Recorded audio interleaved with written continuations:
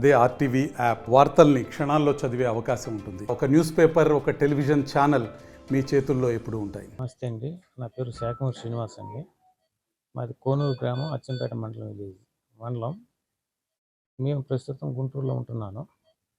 2020 సంవత్సరంలో హైదరాబాద్లో ఉండేవాడిని 20 వరకు. హైదరాబాద్ నుంచి మా లంక భూముల్ని, మా వ్యవసాయ భూముల్ని కంచేడి సాయి వైసీపీ గవర్నమెంట్లో ఉన్నాడు. కంచేడి సాయి అతని అనుచరులు కలిసి మా భూముల్ని ఆన్లైన్లో ఎక్కించుకొని ఇసుక పర్మిషన్ తీసుకుంటే మేము హైకోర్టులో స్టే తీసుకొచ్చుకొని మా పట్టా భూములు కూడా రెవెన్యూ కోర్టులో కలెక్టర్ గారి దగ్గర లెటర్లు పెట్టేసి రెవెన్యూ కోర్టులో మాకు అనుకూలంగా వచ్చింది.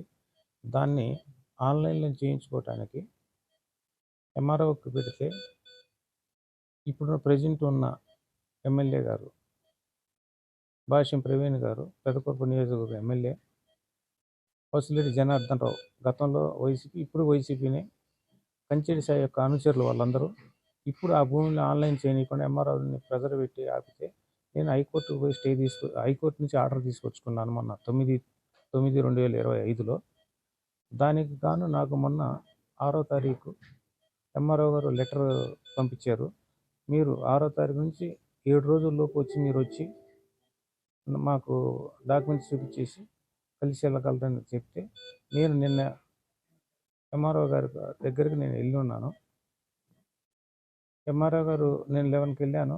ఎంఆర్ఓ గారు 2:30 వరకు రాకపోతే నేను బయలుదేరి మా స్వగ్రామం అయిన మా బావగారు కోనూరులో ఉంటుంటే మా స్వగ్రామం అయిన కోనూరు బయలుదేరి వెళ్తుంటే చిగురుపూడి అనే గ్రామం దాటిన తర్వాత కంచేడి సాయి అనుచరులు, ఎమ్మెల్యే అనుచరులు అందరూ కలిసి మా కారుకు ముందు కారు అడ్డం పెట్టేసి కారులో ముగ్గురు, బైకుల మీద ఇద్దరు వచ్చేసి నన్ను కారులోంచి బయటకు లాగి కాళ్ళ మీద నీకు ఎమ్మెల్యే మా భాష్యం ప్రవీణ్ గారికి ఎమ్మెల్యేకి ఎదురు తిరుగుతావా, మా సాయన్నకి ఎదురు తిరుగుతావా, మా భాష్యం ప్రవీణ్ గారు సాయన్న ఎంటర్ అయిన భూమిలోకి నువ్వు వెళ్తావా అని 2 కాళ్ళు పట్టుకొని కాళ్ళ మీద నీ కాళ్ళు చేతులు ఎరగొడితే నువ్వు మంచం మీదనే ఉండాలా. గతంలో కూడా మీకు ఎమ్మెల్యే మే 25వ తారీఖు హెచ్చరించినా కూడా నువ్వు అంతే చేస్తున్నావు అని 2 కాళ్ళు పట్టు కాళ్ళ మీద కొట్టేసి అప్పుడు ఆ రోడ్డు మీద వేరే వాళ్ళు వస్తుంటే వాళ్ళు అప్పుడు వెళ్ళిపోయారు. ఇక నన్ను ఆ రోడ్డు మీద వదిలేసేసి అప్పుడు మా డ్రైవరు మా గ్రామంలో నుంచి ఇంకో రోడ్ అటు నుంచి వస్తా చూసి నన్ను కారులో కూర్చోబెట్టి ఉన్నారు. గతంలో కూడా 1వ నెల 25 జనవరి 25వ తారీఖు ఇట్లానే మా లంక భూముల్లో ఇసుక భాష్యం ప్రవీణ్ గారు బినామీతో చేస్తుంటే నేను అడ్డుపడి హైకోర్టులో స్టే తెచ్చుకొచ్చుకున్నాను. మా భూముల్లో ఇసుక తీస్తున్నారు కనుక గవర్నమెంట్ జీవో 49 ప్రకారం చంద్రబాబు నాయుడు గారు చెప్పిన ప్రకారం ఆ జీవో ప్రకారం తీసుకొని మాకు చెందాల్సిన అమౌంట్ మాకు చెందిస్తే తీసుకోవచ్చు, కానీ ఇలా అక్రమంగా చేస్తుంటే మమ్మల్ని పిలిపించేసి ఎమ్మెల్యే బెదిరించేసి 24వ తారీఖు జనవరి 24వ తారీఖు ఆర్డీఓని కలిసి ఆ రోజు సాయంత్రం కలిసేసి మేము లెటర్ ఇచ్చి వచ్చాము కలెక్టర్కి, ఆర్డీఓ గారికి. ఆ రోజు సాయంత్రం భాష్యం ప్రవీణ్ గారి పిఏ అనిల్ అనే వ్యక్తి జేకేసీ తెల్లవారి 26వ తారీఖు మరలా SC/ST కేసు నా మీద, ఎస్సీ వాళ్ళ ద్వారా నా మీద కేసు పెట్టించారు. వాళ్ళు గతంలో మా ఇంట్లో పనిచేసేవాళ్ళు, వాళ్ళని అడ్డం పెట్టేసేసి మీరు దొంగ అగ్రిమెంట్లో ఒకటి పుట్టించారండి. సత్తనపల్లి పేసపాటి వెంకటరమణారాయ అని అతను రైటింగ్ రాసినట్టుగా ఒక దొంగ అగ్రిమెంట్ పుట్టించారు. ఆల్రెడీ వాళ్ళ మీద మేము కేసు కూడా నమోదు జరిగింది 11/7/2025లో. అప్పుడు ఎస్పీ గారికి లెటర్ ఇస్తే అప్పుడు ఒక దొంగ అగ్రిమెంట్ 1983లో రాసినట్టు పుట్టించారు. మా 1983లో గోడలమూడి సూర్యనారాయణ గారు చనిపోయి ఉన్నారు, అసలు ఆయన లేరని చెప్తే మరలా 1975 పుట్టించి ఎమ్మెల్యే గారి ప్రోత్సాహం, కంచేడి సాయి ప్రోత్సాహంతో ఇసుక నేను అడ్డం వస్తున్నానని చెప్పి అతను ఇసుక యొక్క దాహం కోసం తెలుగుదేశం కార్యకర్తలను ఈ విధంగా ఇబ్బంది పెడుతూ నియోజకవర్గంలో బయటకు చెప్పుకోలేని పరిస్థితిలో ఉన్నది. ఎవరు నోరు తెరిస్తే వాళ్ళని కొడతాం, చంపుతామని బెదిరిస్తూ ఉన్నారు. డైరెక్ట్గా మీటింగుల్లోనే చెప్తా ఉన్నారు. సాయిని కనుక ఏదైనా అంటే ఊరుకోమన్నట్లు మాట్లాడుతూ ఉన్నారు. నన్ను కూడా అనేక రకాలుగా బెదిరించి ఉన్నారు. మే 25వ తారీఖు 3:46 నాకు ఫోన్ చేసి నిన్ను మంచంలోనే పడుకోబెడతాను, నువ్వు కనుక నాకు ఇసుక అడ్డం వచ్చినా దేనికి అడ్డం వచ్చినా నా గురించి బయట ఎక్కడ ఏదైనా మాట్లాడినా అని చెప్పేసి నన్ను బెదిరించాడు. అయినా నేను పెద్దవారు గౌరవించేసి ఊరుకున్నాను. కంచేడి సాయితో నాకు ప్రమాదం ఉందని చెప్పేసి నేను మంగళగిరి తెలుగుదేశం పార్టీ సెంట్రల్ ఆఫీసులో అర్జీ ఇచ్చి గ్రీవెన్స్లో నేను అర్జీ ఇచ్చి ఉన్నాను.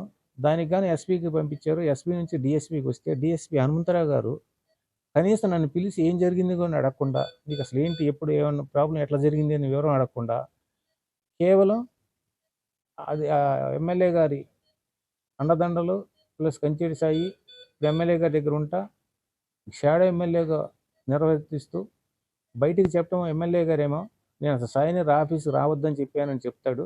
కానీ అనేక రకాలుగా ప్రతి విషయం సాయి గారితో జరుగుతూ ఉంటా ఉన్నది.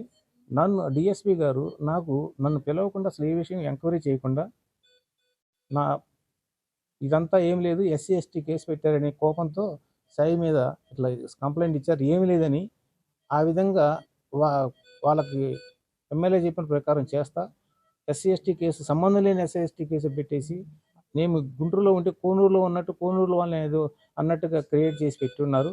దాని మీద నేను హైకోర్టు ద్వారా పర్మిషన్ తెచ్చుకున్నాను. మొన్న నేను ఇసుకకి నేను కోర్టులో వేసానని చెప్పేసి అనేక సార్లు బెదిరించున్నాడు. కంచేటి సాయి గారు జూన్లో మహానాడు జరిగిపోయిన తర్వాత, కడపలో మహానాడు జరిగిన తర్వాత మరలా రామకృష్ణ అనే మా కజిన్కి ఫోన్ చేసి, మీ వాడికి చెప్పు వచ్చి మాట్లాడుకోమను ఎమ్మెల్యేతో, మాతో చెప్తే నేను టైం మాట్లాడతాను, రాకపోతే మాత్రం దెబ్బలు పడతాయి, తర్వాత ఏమైనా జరిగినా అనకూడదు, సంబంధం లేదు, అయినా నాకు సంబంధం లేదు, మీకు ముందే చెబుతున్నాను అన్ని విషయాలని బెదిరించి ఉన్నాడు. అదేవిధంగా రాత్రి రామకృష్ణ అనే మా కజిన్ని ఇంత జరిగింది, నిన్న ఇంత కొట్టారు, వాళ్ళు నన్ను కొట్టేటప్పుడు కూడా ఎమ్మెల్యేకి సాయికి ఎదురొస్తావా అని చెప్పేసి అనేక రకాల 2 కాళ్ళు పట్టుకొని కొట్టారు. అనిల్ పిఏ, ఎమ్మెల్యే గారి పిఏ అనిల్ వలన మాకు ప్రాణహాని ఉన్నది కనుక దయచేసి నేను కొట్టిపాటి రవికుమార్ గారు కూడా ఈ విషయం మీద చెప్పుకున్నాను, దయచేసి నాకు ఈ విషయం మీద నాకు ప్రాణరక్షణ కల్పిస్తా. చంద్రబాబు నాయుడు గారికి కూడా ఇక్కడ జరిగిన విషయం, నాకు జరిగిన నష్టం, మాకు నియోజకవర్గం జరుగుతున్న నష్టం, లోకేష్ గారికి చంద్రబాబు నాయుడు గారికి కూడా నేను రిజిస్టర్ పోస్ట్ చేసి ఉన్నాను. ఆ రిజిస్టర్ పోస్ట్లో విజయ్ చౌదరికి జరిగిన పరిస్థితి జరిగి ఒక కార్యకర్తను మళ్ళీ ఇంకో కార్యకర్తను కోల్పోకూడదని చెప్పేసి రిక్వెస్ట్ చేశాను. చంద్రబాబు నాయుడు గారు, లోకేష్ గారు దీని మీద చర్యలు తీసుకొని మాకు తగిన న్యాయం చేసి ఏం జరిగిందనే విషయం మొత్తం విచారించి ఎంక్వైరీ చేసి తగిన చర్యలు తీసుకుంటారని నేను విన్నవించుకుంటున్నాను. నా పేరు షైత. నేను శ్రీనివాసరావు సార్తో కలిసి అచ్చంపేట ఎంఆర్ఓ ఆఫీస్ నుంచి కోనూరు వెళ్ళే మార్గంలో కొంతమంది మా కారుని వేరే కారుతో అడ్డగించి మా పైన దాడికి ప్రయత్నించారు. శ్రీనివాసరావు సార్ని చాలా తీవ్రంగా గాయపరిచారు. సుమారుగా అప్పుడు మధ్యాహ్నం సమయం అవుతుంది, 1-1:30 అవ్వచ్చు. దాడి చేసిన వాళ్ళు తెలియదండి నాకు.